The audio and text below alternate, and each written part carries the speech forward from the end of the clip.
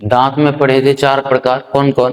कृंतक, रदनक, अग्रचवर्णक, चवर्णक। अभी सबको देखेंगे कि कौन कौन दांत कितने प्रकार का होता है और क्यों होता है, कितना होता है।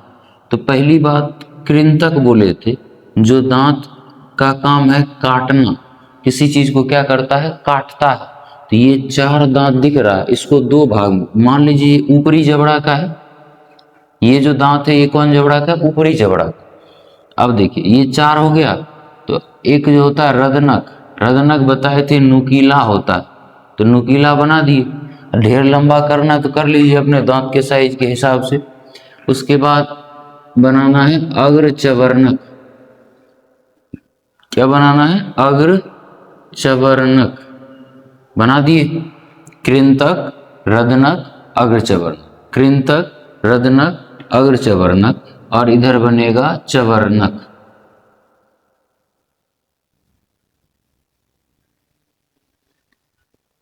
तो समझिए ये है ऊपरी जबड़ा का, ये कौन जबड़ा का है?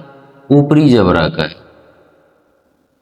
और इसके जैसा ही सेम पैटर्न निचली जबड़ा में भी होता है। तो यदि हम इसको 2 भाग में बांट दें, ये 4 है ना, इसको 2 भाग में यहां से बांट दीजिए। ऊपरी जबड़ा में कितना भाग बांटे? 2 भाग में। तो निचली जबड़ा में भी कितना भाग में बटेगा? 2 भाग में।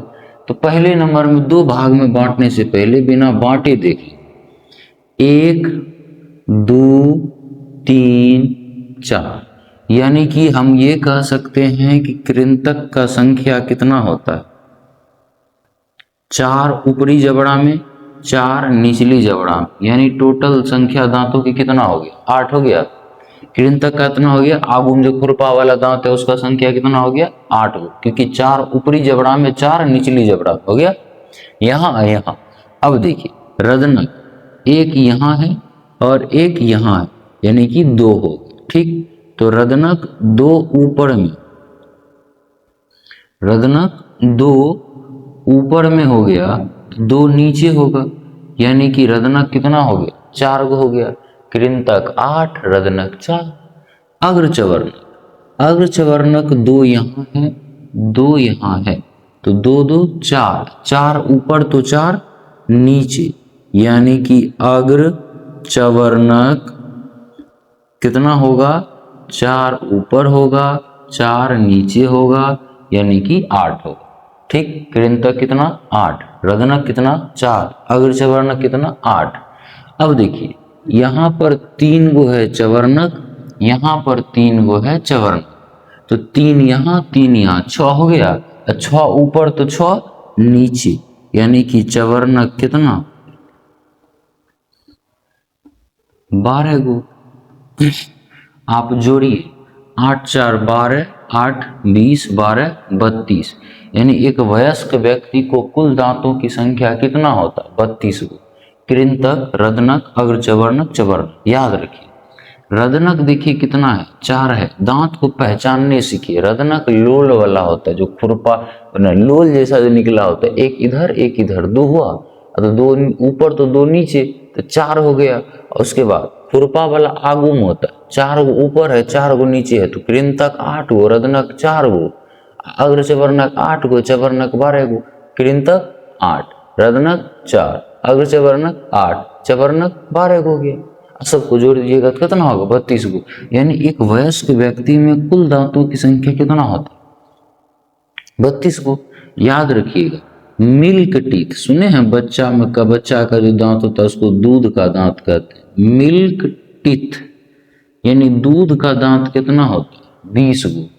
और मिल्क टीथ टूट जाता है एक बार और दोहरा के फिर निकलता है, यानी कि 2 बार दांत जो निकलता है वो कितना होता है? 20 गो। और जो परमानेंट टीथ होता है, जिसको हम कहते हैं अस्थाई दांत, अस्थाई दांत कितने होगा? 32 में से 20 गो टूट टाट जा रहा है, 12 गो ने जो है कि एक बार आया वही रह गया। इसका मतलब है कि अस्थाई दांत कितने हो गया? 12 हो गया। कोई दिक्कत है इसमें? अब समझिए, एक होता है मोनोफियोडोंट, एक होता है डाईफियोडोंट। मोनो का मतलब एक, डाई का मतलब 2, यानी कि जो 2 बार दांत निकल रहा है वो ये हो गया, जो एक के बार निकल रहा है वो ये हो गया। बताइए कुल दांत का संख्या कितना होता है वयस्क में? 32 गो। और आप पहले ये तोड़ चुके हैं क्या, वो 20 गो पूरे जीवन काल में टोटल दांत कितने हो गए, 52 गो। सोचिए 52 दांत यदि आपके जबड़ा में इकट्ठे आ जाए, मुंह तो हो जाएगा ईटा रंग ना हो जाए, सब beauty parlour, fair and lovely, fair handsome सब खत्म हो जाएगा। कोई नहीं, पूरी दुनिया ऐसा होगा तो वहां पर भी यही चलेगा। समझते आगे, ये दांत में कोई दिक्कत हुआ नहीं हुआ।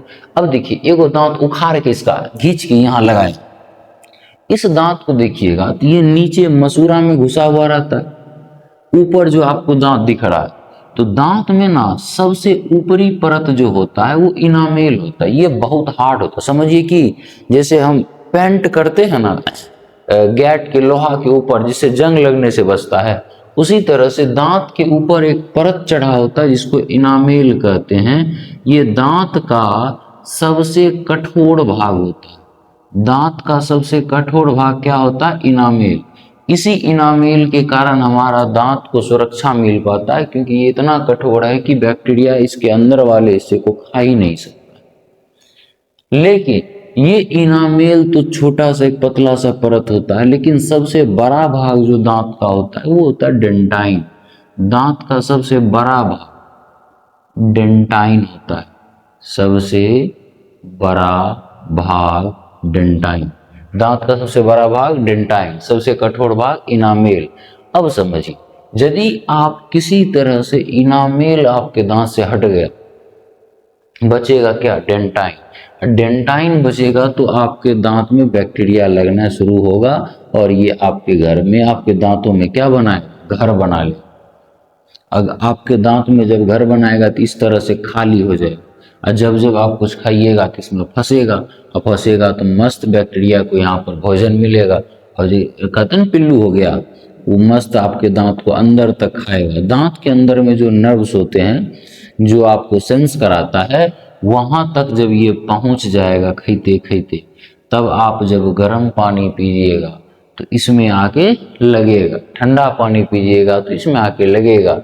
तब कहता है कि यदि आपको गर्म पानी पीने से दांत कनकनाता है, ठनठनाता है, झंझनाता है, तो पेश है सेंसोडाइन। माँ माने डेंटिस्ट का धुला, माँ माने इसका धुला, उसका धुला, कोई धुला धुला काम नहीं आने वाला है, क्योंकि अब आपका ये या तो इसको भरना होगा या तो इसको उखाड़ के फेंकना हो, तब ही हो पाए। दूसरा लगाइएगा तो आर्टिफिशियल लगाना होगा।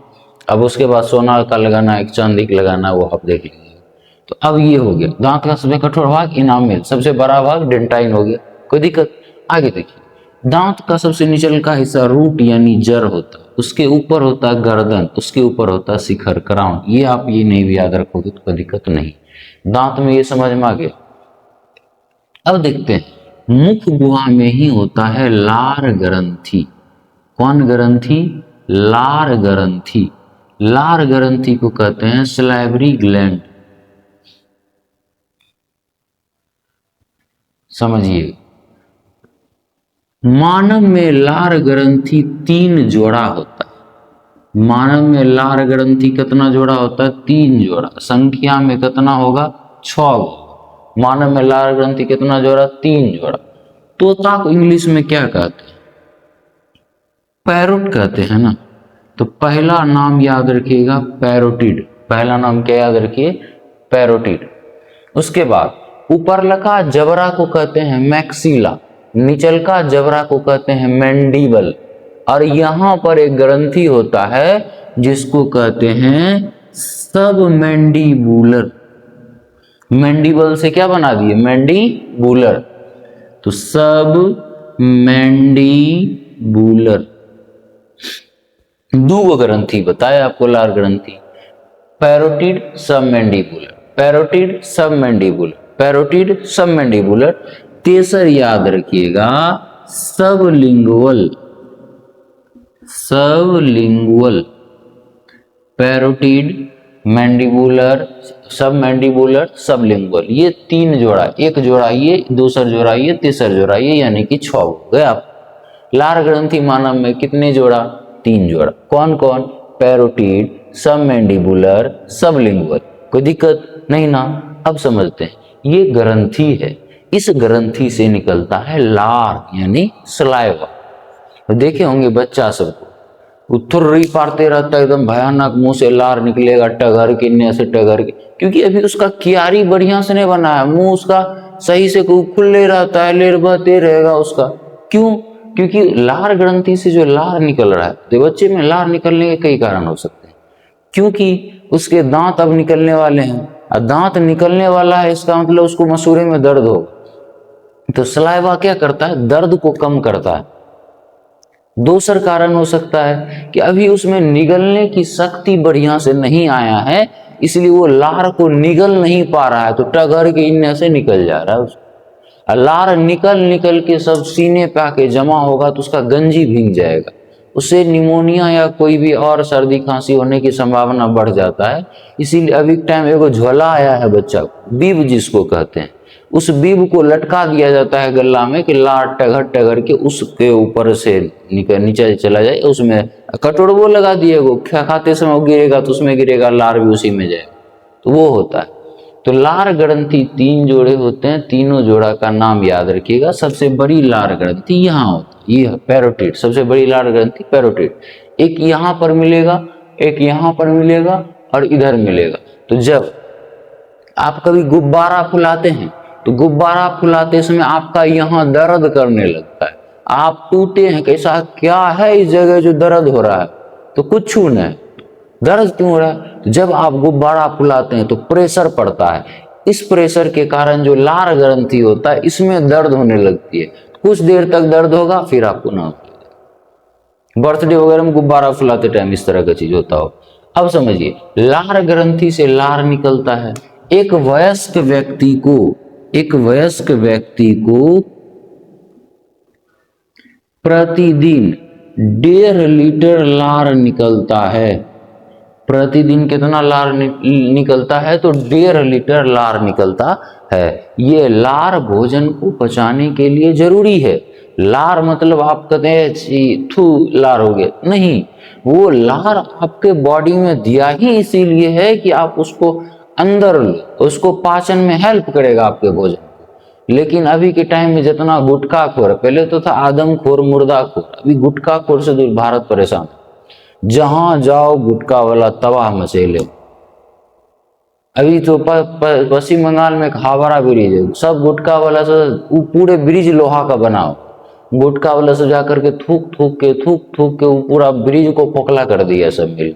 भारतीयों में ताकत है भाई, ऐसा थोड़ी थूक से पूरा ब्रिज को गिरा सकता है। जैक देखिए रेलवे का हाल, पूरा पटरी जंग लगा देता है। वो सबको पैंट वाला होना चाहिए, जहाँ उजला उजला पैंट उसको रेड करना है, वो उजला किला को लाल किला बनाना है, कि सब भारतीय वेशभूषा, सब एक राजनिवास पान मसाला राजाओं का पसंद है, समझिए। राजनिवास खाएगा तो मुंह लगता है वानर रंग का, राजाओं का पसंद। देखिए वयस्क प्रतिदिन 1.5 लीटर लार उसके मुंह से निकलता है, लार ग्रंथि से। लार भोजन को पचाने में हेल्प करता है, अर्थात हम ये कह सकते हैं कि भोजन का पाचन शुरू लार ग्रंथि की लार से कर रहा है। लार कहाँ निकल रहा है? मुंह में, यानी भोजन का पाचन कहाँ से प्रारंभ होता है? मुख गुहा से। ये आपको यह बात याद रखना है, भोजन का पाचन प्रारंभ होता है, भोजन का पाचन प्रारंभ कहाँ से हो रहा है? मुख गुहा से होता है। भोजन का पाचन प्रारंभ कहाँ से होता है? मुख गुहा से होता है। उसके बाद याद रखिएगा, लार में सबसे अधिक क्या पाया जाता है? टाइलिन।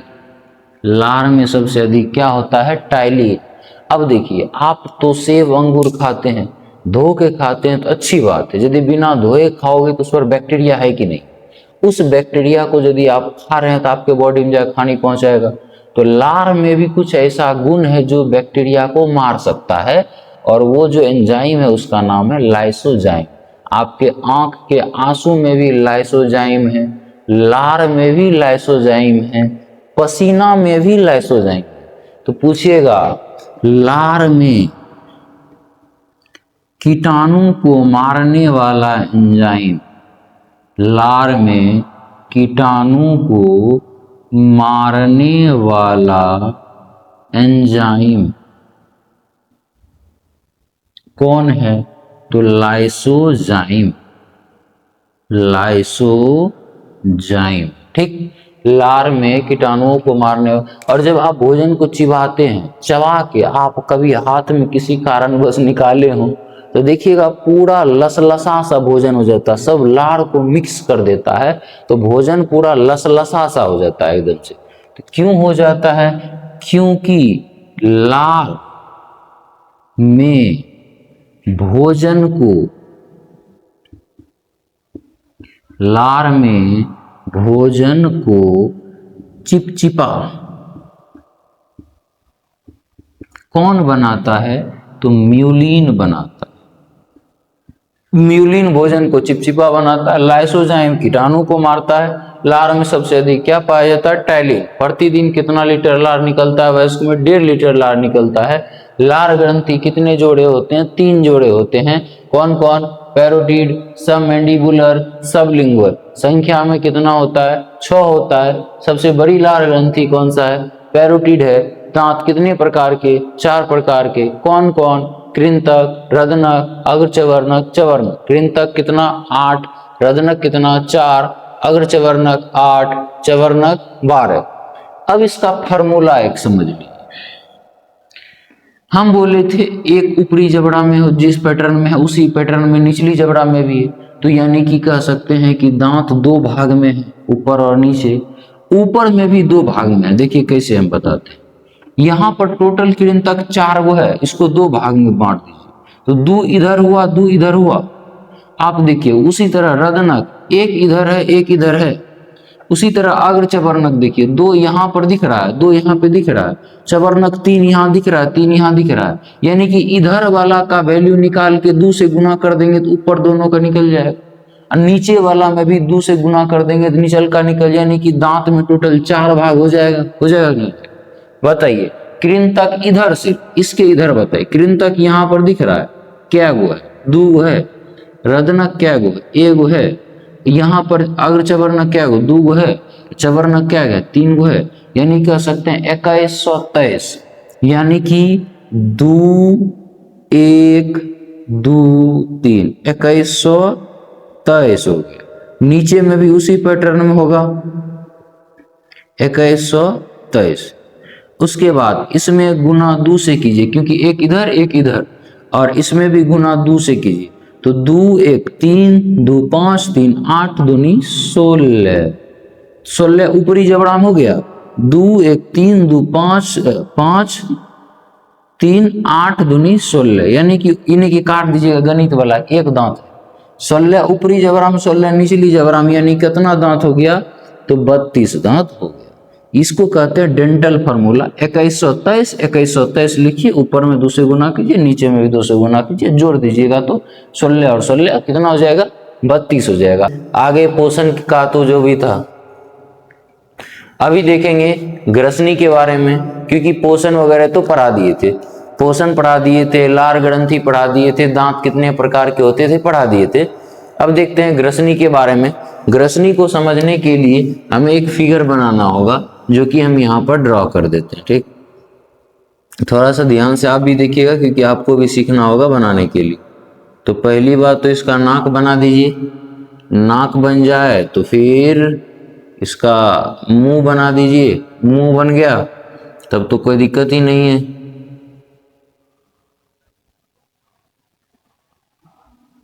एक चीज समझिएगा, ये था मुख गुहा, और मुख गुहा के पीछे होता है ग्रसनी। मुख गुहा के पीछे क्या होता है? ग्रसनी, जिसको हम फेरिंग्स कहते हैं।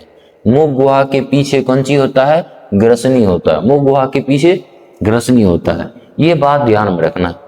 अब देखिए ग्रसनी से यहाँ पर 2 नली बनता है।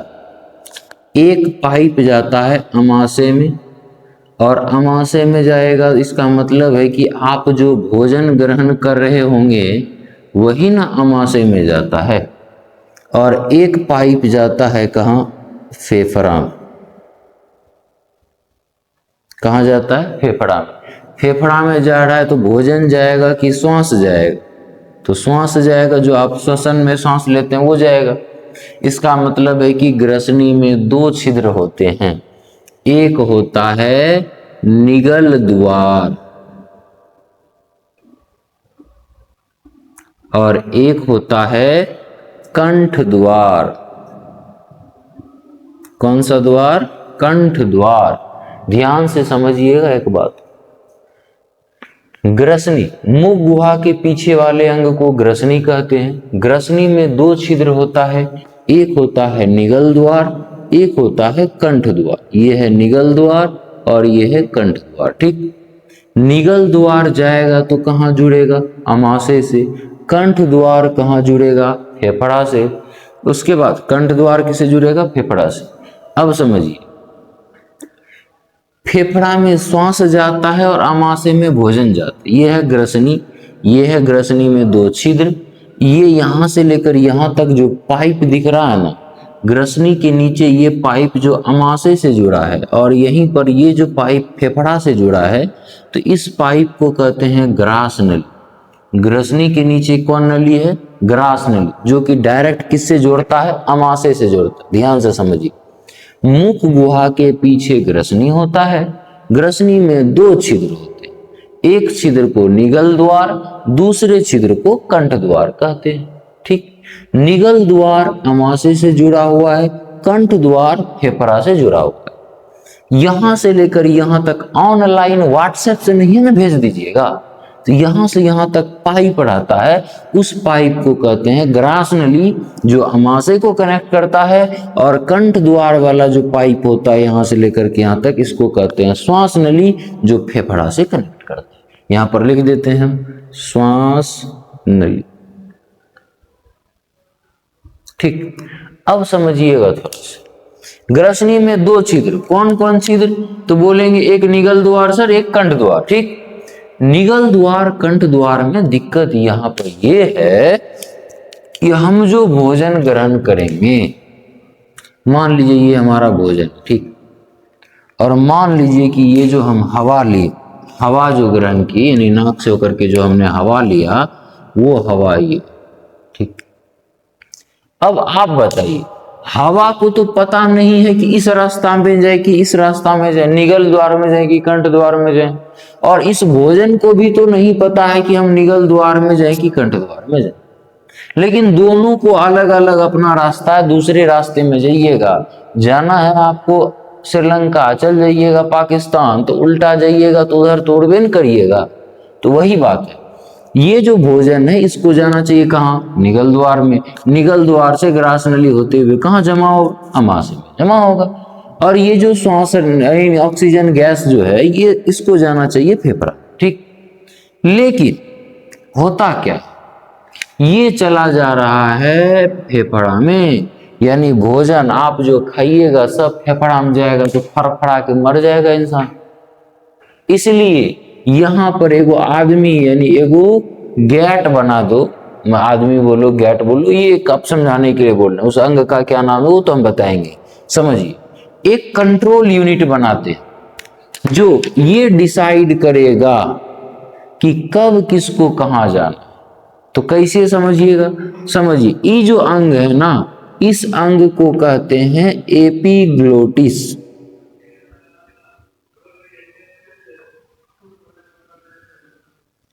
एपिग्लोटिस ये निगल द्वार और कंठ द्वार के पास होता है। जैसे ही आप भोजन ग्रहण कीजिएगा, जैसे ही आप क्या ग्रहण कीजिएगा? भोजन ग्रहण कीजिएगा, ये जो है ना, ये कंठ द्वार को बंद कर देगा। कंठ द्वार को बंद करेगा तो आप जब ठेलिएगा ऐसे करके, तो जब वो ठेला जाएगा तो बताइए कि वो होने के बाद तो बचा एक ही गेट ना आपके पास में। कौन सा गेट बचा? तो वो बचा निगल द्वार। तो इस भोजन को कहाँ जाना पड़ेगा? निगल द्वार में ही जाना पड़ेगा। मान लीजिए कि भोजन पहुंच गया निगल द्वार, तो ये क्या होगा? खुल जाएगा और ये इधर मुड़ जाएगा। कहेगा अब निगल द्वार को बंद कर देते हैं, और जो भी सांस लेंगे वो सांस कहाँ जाएगा? कंठ द्वार से होकर फेफड़ा में चला जाएगा। ये काम कौन कर रहा है? एपिग्लोटिस कर रहा है। निगल द्वार और कंठ द्वार के पास में जो भोजन और गैसों को अपने अपने रास्ते में ले जा रहा है, वो जाने में कौन हेल्प कर रहा है? एपिग्लोटिस का। ठीक, अब समझिए, जब जब आप भोजन को निगलिएगा तो निगल द्वार खुला होगा, लेकिन कंठ द्वार सांस वाला रास्ता बंद होगा। यदि आप धीरे धीरे खा रहे, एक निवाला लिए घोट गए, अब फिर आपका ये बंद था ये खुल गया, आपका भोजन चला गया, फिर इधर बंद कर देंगे, ये सांस वाला खुल जाए। लेकिन फटाफट फटाफट खाते रहेंगे, एकदम घोटते जाएंगे, तो तब तक ही बंद रखेगा कंठ द्वार को, जब तक कि भोजन आते जा रहा है, आते जा रहा है, आते जा रहा है। तो एक बार कर लिए, फिर खुला, फिर सांस लिए, फिर निकले, तो ठीक था ना। आप एकदम खाए जा रहे हैं, तो निगल द्वार को खुले रखना पड़ रहा है, एपिग्लोटिस को, और कंठ द्वार को बंद रखना पड़ रहा है। तो फेफड़ा में गैसों की कमी होगी, ब्लड में गैसों की कमी होगा, तो आपका दम खुलेगा। फिर कहेगा आराम से खाओ, आराम से खाओ। तो जब आराम से खाइएगा फिर आपको रिलैक्स हो।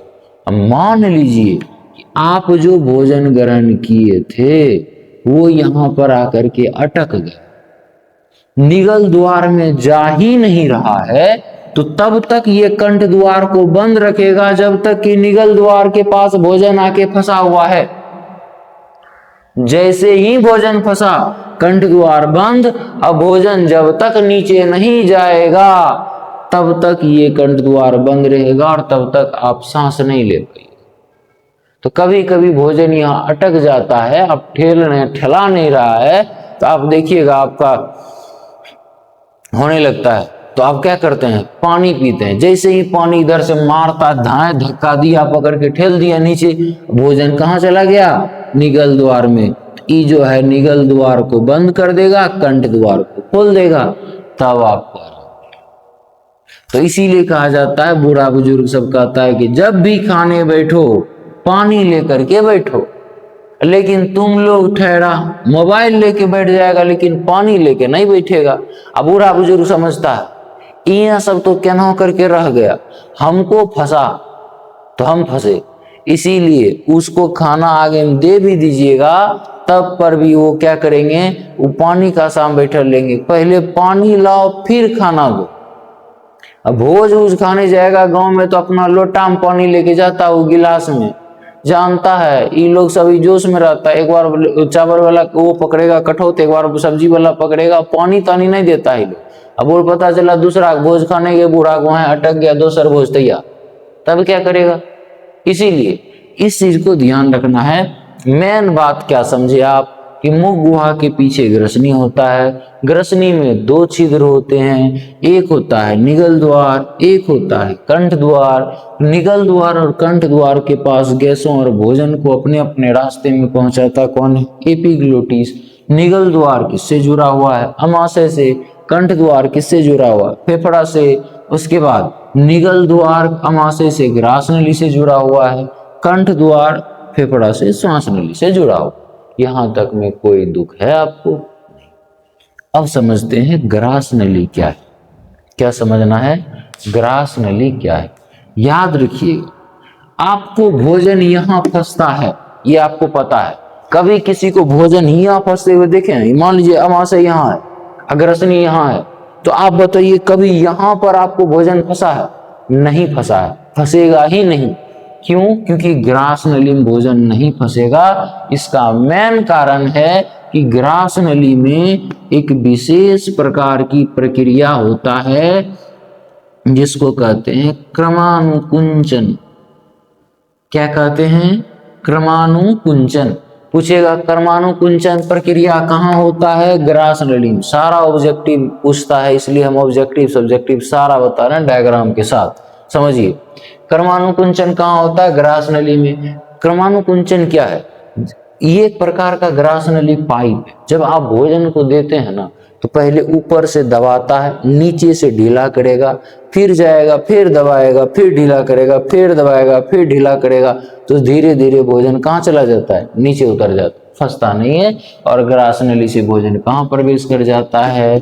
अमाशय में से। अब देखिए क्रमानुकुंचन कहाँ होता है? ग्रास नली। निगल द्वार कंठ द्वार किसका छिद्र है? ग्रसनी। ग्रसनी कहाँ होता है? मुख गुहा के पीछे होता है। भोजन का पाचन प्रारंभ कहाँ होता है? मुख गुहा में होता है। भोजन का पाचन प्रारंभ कहाँ होता है? मुख गुहा में होता है। बताइए कितनी जोरी लार ग्रंथि होती है। अब देखते हैं हम किसको? अमाशय। अब किसको देखेंगे हम? अमाशय। समझिए अमाशय को इंग्लिश में स्टोमैक कहते हैं, हम तो अमाशय यहीं पर बना दे रहे हैं। देखिएगा ये है ग्रास नली जुड़ेगा जाकर के किससे, अमाशय से।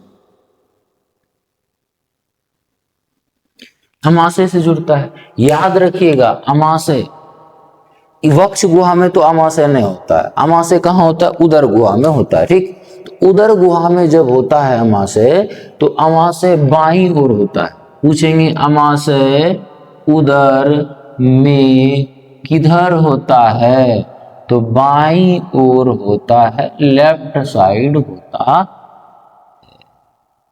और हम जो कुछ भी भोजन खाते हैं, सारा भोजन जमा होता है अमाशय। भोजन जमा होता है कहाँ, अमाशय में। अब समझिए, अमाशय के 3 भाग, अमाशय के कितने भाग, 3 भाग।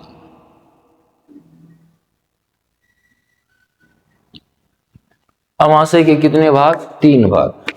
ध्यान समझिएगा, जो 3 भाग है तो कौन कौन सा भाग होगा, तो 3 भाग में पहला भाग ग्रास नली के समीप होगा, तेसर भाग जो होगा वो छोटी आंत के करीब होगा, क्योंकि अमाशय के बाद छोटी आंत आता है, बीच वाला होगा। तो देखिए, अमाशय जो यहाँ होता है, इसी के बगल में दिल होता है, और दिल को कार्डिया भी कहते हैं, इसीलिए तो कार्डियोलॉजी में दिल का अध्ययन होता है। तो जहां भी, एक बात दिमाग में बैठा लीजिए, कार्डिया से रिलेटेड चीज दिल से रिलेटेड होगा। और कार्डिया, अमाशय का एक ऊपर लगा भाग दिल के करीब है, इसीलिए दिल के करीब होने के कारण अमाशय के इस भाग को कार्डियक कहा जाता है। अमाशय के इस भाग को क्या कहते हैं, कार्डियक। कार्डियक क्यों कहते हैं, क्योंकि ये दिल के करीब होता है, यानी कि आपके दिल के करीब कौन है, तो कार्डियक है अमाशय का पहला भाग, ये नहीं कि कोई और। मारेंगे देंगे डंडा सभी 10वां क्लास में बढ़िया पर, समझो। अभी से ही लोगों को दिल का पेशेंट बनने लगता है सब। देखते हैं, पूछेंगे आपके दिल के करीब कौन है, कौन है, अमाशय का पहला भाग। समझिए, कार्डियक के नीचे आता है फुंडिक। कार्डियक के नीचे कौन सा अंग आएगा, फुंडिक। कार्डियक के नीचे फुंडिक आता है, और फुंडिक 2 नाम याद रखिए, अमाशय के 2 नाम, कौन कौन, cardiac fundic, cardiac fundic, cardiac fundic, cardiac fundic. Cardiac दिल के करीब है, बीच वाला को क्या कहते हैं, फुंडिक कहते हैं। और तेसर जो है उसको कहते हैं पाइलोरिक। पाइलोरिक 3 नाम याद रहेगा, कार्डियक फुंडिक पाइलोरिक, कार्डियक फुंडिक पाइलोरिक। बीच वाला फुंडिक ग्रास नली से नजदीक होगा कार्डियक, और छोटियां से नजदीक होगा पाइलोरिक। अब समझने वाली बात क्या है, ध्यान से समझिएगा। अमाशय में एक ग्रंथि होती है जिसको कहते हैं हम जठर ग्रंथि। कौन ग्रंथि, जठर ग्रंथि। इसको इंग्लिश में कहते हैं कौन सा ग्लैंड, गैस्ट्रिक ग्लैंड। जठर ग्रंथि, जठर ग्रंथि कहाँ होता है, अमाशय में होता है। अमाशय में जठर ग्रंथि में 3 कोशिकाएं होती है। जठर ग्रंथि में कितना कोशिका होती है, 3 कोशिका होती है। जठर ग्रंथि कहाँ होती है, अमाशय में। अमाशय में जठर ग्रंथि में कितना कोशिका, 3 कोशिका। तीनों कोशिका का नाम आपको याद रखना। पहला कोशिका है म्यूकस कोशिका। कौन कोशिका होगा, म्यूकस कोशिका, याद रहेगा, म्यूकस कोशिका। दूसरा होगा अम्लजन कोशिका, जिसको ऑक्जेंटिक सेल भी कहते हैं, समझिए, अम्लजन कोशिका। 2 कौन कौन, म्यूकस कोशिका, अम्लजन कोशिका, म्यूकस कोशिका, अम्लजन कोशिका। तेसर नंबर में याद रखिए, बस तीसरा याद रखिए, जाइमोजीन कोशिका। जाइमोजीन कोशिका, म्यूकस कोशिका, अम्लजन कोशिका, जाइमोजीन कोशिका। ठीक, म्यूकस का काम होता है, म्यूकस कोशिका का काम होता है म्यूकस रिलीज कर। नाक में चिपचिपा पदार्थ बन रहा है ना, वो म्यूकस है। लार जो स्पिरिट थूक होता है, ये जो थूक होता है लार, आप इसको फेंकिएगा ना तो पानी की तरह नहीं बहता, हल्का चिपचिपा होता है। किसके कारण, म्यूकस के कारण। उसी तरह से म्यूकस कोशिका से एक चीज रिलीज होता है, उसका नाम है म्यूकस। म्यूकस कोशिका से क्या रिलीज होता है? म्यूकस। और अम्लजन कोशिका से अम्ल रिलीज होता है, उस अम्ल का नाम है HCl, हाइड्रोक्लोरिक एसिड। ध्यान से समझिएगा, बहुत बढ़िया चीज है और थोड़ा सा डिफिकल्ट लग जाता है। अमाशय है जहां पर हमारा भोजन जमा होता है, ये उदर है। अमाशय और उदर में अंतर है। उदर में बाईं ओर अमाशय होता है। उदर अमाशय के 3 भाग कौन कौन? Cardiac, fundic, pyloric. Cardiac, fundic, pyloric. ठीक, उसके बाद देखेंगे अमाशय में 3 अमाशय में जठर ग्रंथि होगा। जठर ग्रंथि में 3 कोशिका होगा। ठीक, कौन कौन? म्यूकस कोशिका, अम्लजन कोशिका, जैमोजीन कोशिका। 3 गो नाम है, बोलिए कैसे? म्यूकस कोशिका, अम्लजन कोशिका, जैमोजीन कोशिका। म्यूकस कोशिका, अम्लजन कोशिका, जैमोजीन कोशिका। ठीक, अब समझिए म्यूकस कोशिका से क्या निकला? तो म्यूकस निकला सर। अम्लजन से अम्ल निकला, उस अम्ल का नाम क्या था? HCl, hydrochloric acid. ठीक, जाइमोजीन कोशिका से क्या निकला? तो जाइमोजीन कोशिका से निकला पेप्सी का नाम से पिए हैं पेप्सी, उसी तरह का नाम है पेप्सिनोजेन। इससे क्वेश्चन पूछता है म्यूकस, HCl, पेप्सिनोजेन। म्यूकस किससे निकला? म्यूकस कोशिका से। पेप्सिनोजेन किससे निकला? जैमोजीन से निकला। और अम्लजन कोशिका किससे निकला? अम्लजन कोशिका से क्या निकला? HCl। ठीक, और जब म्यूकस, HCl और पेप्सिनोजेन ये तीनों मिलता है, तब इसको कहते हैं कौन रस? जठर रस, यानी गैस्ट्रिक जूस कहते हैं। सीधा सीधी पढ़ लेते हैं, जठर ग्रंथि से जठर रस निकलता है। लेकिन जठर ग्रंथि में 3 कोशिका, तीनों से एक एक पदार्थ निकलेगा, वो सब मिलके बनता है कौन सा रस? जठर रस। अब आप बताइए, जठर रस में यदि नमक डाल दें, पानी में नमक डाल दें, तो पूरे के पूरे विलयन क्या है? पूरे पूरे शरबत को नमकीन कर देगा। उसी तरह से इस जठर रस में अम्ल है, तो जठर रस अम्लीय होगा कि क्षारीय होगा? तो याद रखिएगा, जठर रस अम्लीय होता है। जठर रस क्या होता है? जठर रस अम्लीय होता है। जठर रस प्रतिदिन, जठर रस यानी गैस्ट्रिक जूस पर डे लगभग कितना लीटर? 3 लीटर स्रावित होता है। लार 1.5 लीटर पर डे। जठर रस एक वयस्क में 3 लीटर पर डे स्रावित होता है। ठीक, अब बात समझिए, ये जो पेप्सिनोजेन है ना, ये निष्क्रिय है, सूतल है। इसको जगाना है तो कौन जगाएगा? HCl जगाएगा। तो जैसे ही पेप्सिनोजेन, ध्यान से समझिएगा, जैसे ही पेप्सिनोजेन किसके संपर्क में आएगा? तो HCl के संपर्क में आएगा, तो HCl पेप्सिनोजेन को जगा देगा। जैसे ही जगाएगा तो ये पेप्सिनोजेन बनेगा क्या? पेप्सिन। और तब जाकर के फिर ये पेप्सिन किसको तोड़ने वाला एंजाइम बनेगा? प्रोटीन को। और पेप्सिन जो है वो प्रोटीन को तोड़कर, प्रोटीन को तोड़ता है, तोड़कर किसमें बदलता है? पेप्टोन में बदलता है।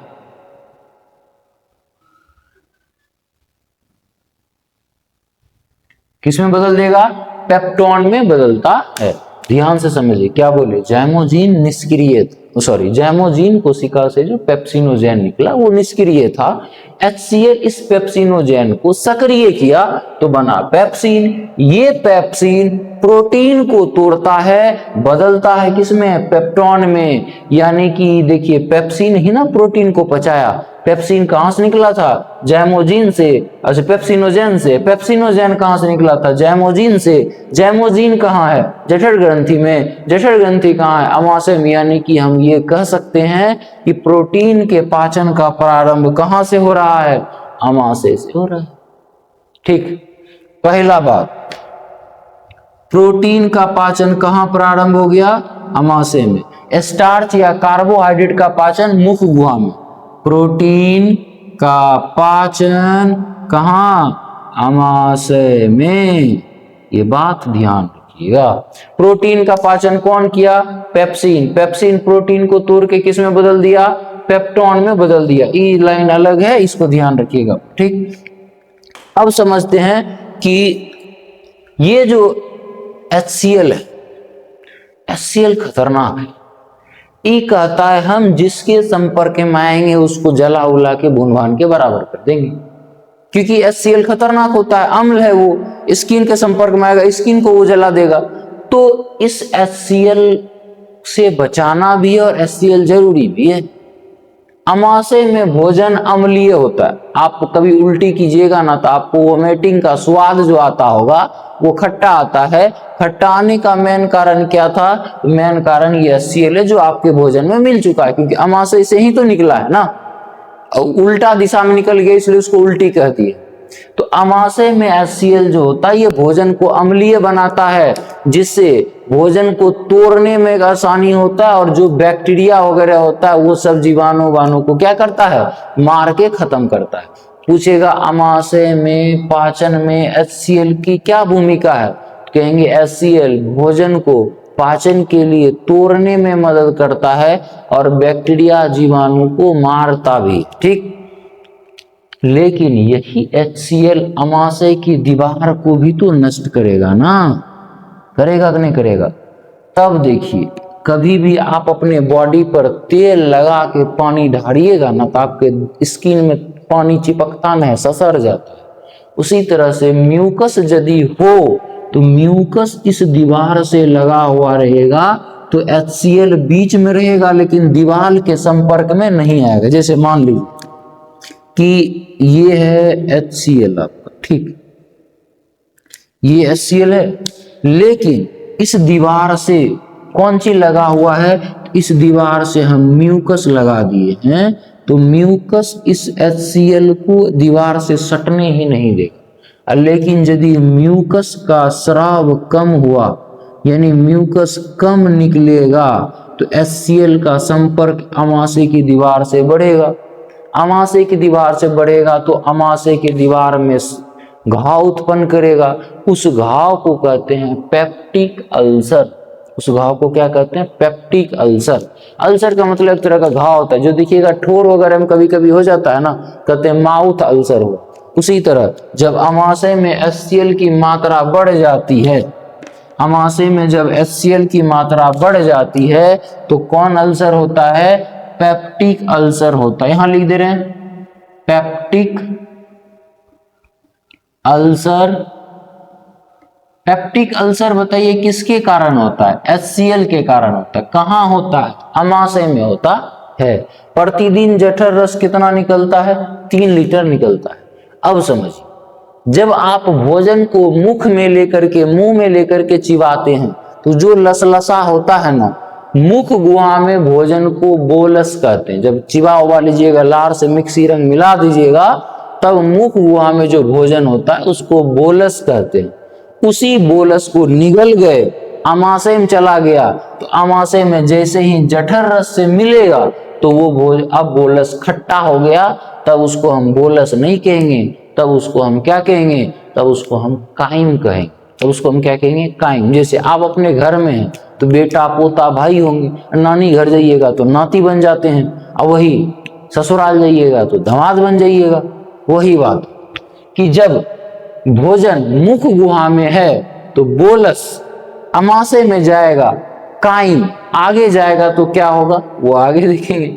समझिए, तो हम कह सकते हैं कि मुख गुहा में, किधर लिखे हैं, किधर लिखे हैं, यहां लिख दे रहे, मुख गुहा में भोजन को बोलस और अमाशय में भोजन को काइम कहते हैं। हम डायरेक्ट लिख रहे हैं, आप भाषा में लिखिएगा तो लिखिएगा मुख गुहा में भोजन को बोलस कहते हैं और अमाशय को काइम कहते हैं। काइम कहते हैं। अमाशय में इतना बात समझने में किसी को कोई दुख, कोई कष्ट, तकलीफ, पीड़ा, समस्या, प्रॉब्लम, दर्द कुछ भी है तो आप कमेंट कर दीजिएगा। यदि आप समझ गए होंगे, यदि आपको लग रहा है कि हम समझ सकते हैं, तो आपका दोस्त रिश्तेदार भी समझ सकता है और उसके लायक ये वीडियो है तो आप उन्हें भी भेज दीजिएगा। धन्यवाद। जय।